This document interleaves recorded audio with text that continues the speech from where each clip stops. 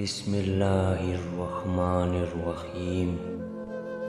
شروع اللہ کے نام سے جو بڑا مہربان نہایت رحم والا ہے۔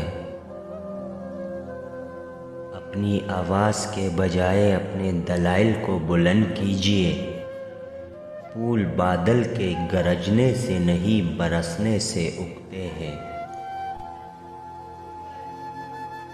خاموش رہو، صرف خدا ہی تمہارے دل کا بوجھ ہلکا کر سکتا ہے۔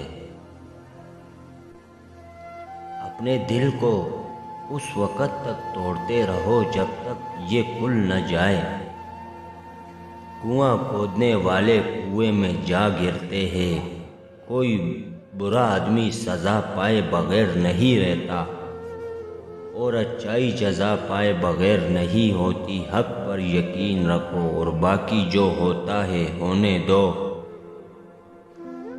درویشوں کے علاوہ دنیا کے باقی لوگ بچوں کی مانند ہیں جو دنیا کے کھیل میں مگن ہے۔ آپ کے دل میں ایک موم بتی ہے، جلنے کے لیے تیار ہے۔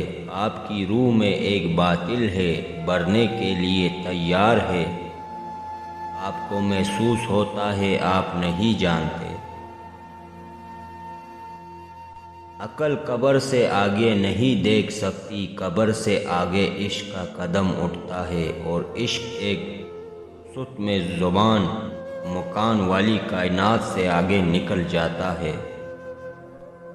یاد رکھے، مقدس اور پاک مقام میں داخل ہونے کا راستہ آپ کے اندر ہے۔ دانائی کا تعلق بالوں کی سفیدی سے نہیں، عقل اور تجربے سے ہے۔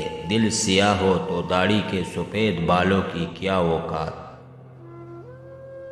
اگر میرا علم مجھے انسان سے محبت کرنا نہیں سکھاتا تو ایک جاہل مجھ سے 1000 درجہ بہتر ہے۔